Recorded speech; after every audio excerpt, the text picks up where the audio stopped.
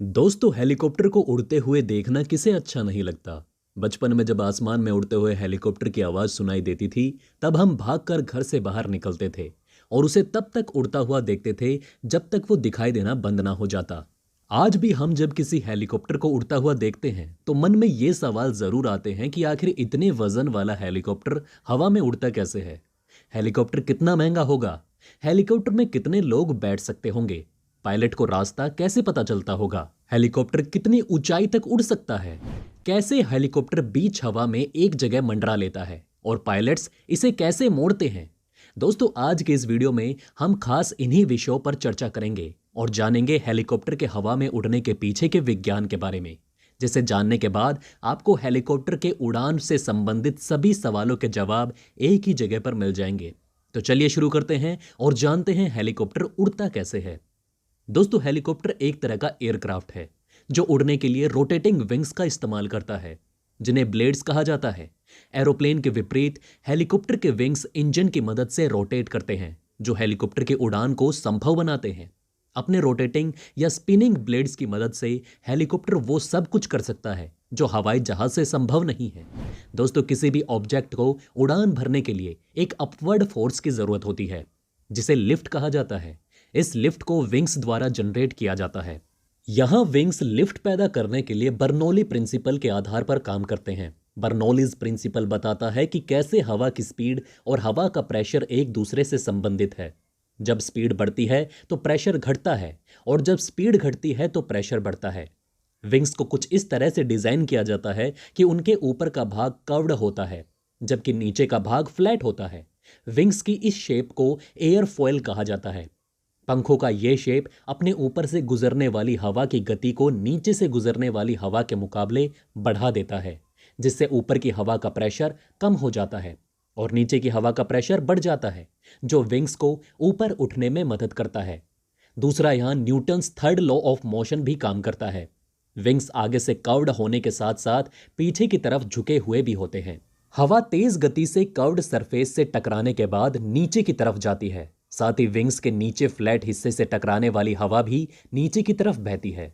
इस तरह से विंग्स एक डाउनवर्ड फोर्स यानी कि नीचे की तरफ प्रेशर पैदा करते हैं, जो हेलीकॉप्टर के वेट से अधिक होता है। दोस्तों, ये डाउनवर्ड फोर्स विंग्स को ऊपर की तरफ धकेलता है और ऊपर हवा का प्रेशर कम होने की वजह से हेलीकॉप्टर ऊपर उठने लगता है।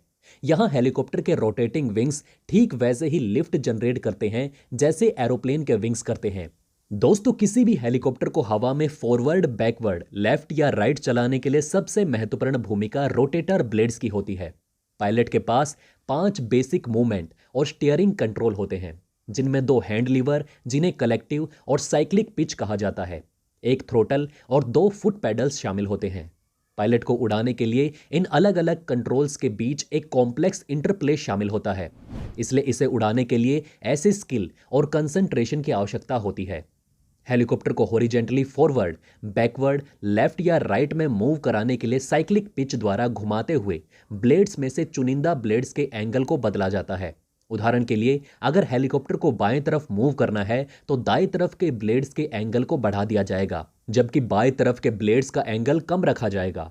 दोस्तों, ऐसे में हेलीकॉप्टर के दाएं तरफ अधिक लिफ्ट पैदा होगा, जो ओवरऑल लिफ्ट को झुका देगा और हेलीकॉप्टर बाएं तरफ मूव करने लगेगा। इसी प्रकार फॉरवर्ड डायरेक्शन में हेलीकॉप्टर को मूव कराने के लिए फ्रंट में रोटर ब्लेड्स के एंगल को कम रखा जाएगा, जबकि बैक रोटर ब्लेड्स के एंगल को बढ़ा दिया जाएगा। इसलिए बैक साइड से थ्रस्ट जनरेट होगा, जो हेलीकॉप्टर को आगे मूव कराने के लिए फोर्स लगाएगा। दोस्तों, किसी हेलीकॉप्टर में टेल रोटर के 2 महत्वपूर्ण फंक्शंस होते हैं। ये हेलीकॉप्टर के मेन रोटर को काउंटरएक्टिंग फोर्स प्रदान करते हैं, जहां टेल रोटर साइडवे थ्रस्ट पैदा करके मेन रोटर से जनरेट होने वाले टॉर्क से हेलीकॉप्टर को स्पिन होने से बचाता है। आसान भाषा में, अगर टेल रोटर ना हो तो हेलीकॉप्टर खुद को हवा में स्टेबल नहीं रख सकता। दूसरा, ये हेलीकॉप्टर को स्टीयर करने में भी मदद करता है। इसके लिए पायलट फुट पैडल्स का इस्तेमाल करता है। इन पैडल्स की सहायता से टेल रोटर ब्लेड्स के एंगल को बदला जा सकता है, जो नॉर्मल सीधी उड़ान की तुलना में अधिक या कम साइडवे थ्रस्ट पैदा करते हैं। ये पूरे हेलीकॉप्टर को धीमी गति से क्लॉकवाइज घुमाता है, इसलिए अलग अलग दिशा में हेड टर्न करता है।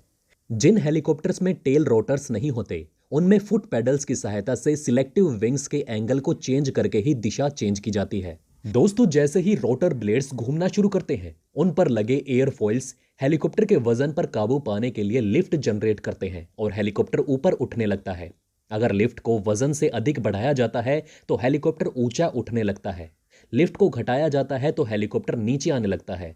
और यदि लिफ्ट को वजन के बराबर रखा जाता है तो हेलीकॉप्टर हवा के बीच एक जगह पर स्थिर होकर मंडराने लगता है। अब दोस्तों सवाल आता है कि हेलीकॉप्टर्स को रास्ता कैसे मालूम होता है।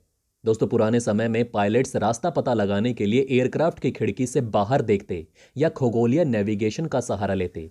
1920 के दशक में जब अमेरिकी एयरमेल वाहक उड़ान भरते थे, तब वे नेविगेट करने के लिए जमीन पर रखी अलाव का सहारा लेते थे और अपनी मंजिल तक पहुंचते थे। जबकि दिन के समय में कंक्रीट से बने विशाल एरोज के जरिए रास्ते का पता लगाया जाता था। दोस्तों आज के समय में पायलट्स रास्ता पता लगाने के लिए जीपीएस तकनीक का इस्तेमाल करते हैं, जो बिल्कुल एक्यूरेट नेविगेशन सिस्टम है।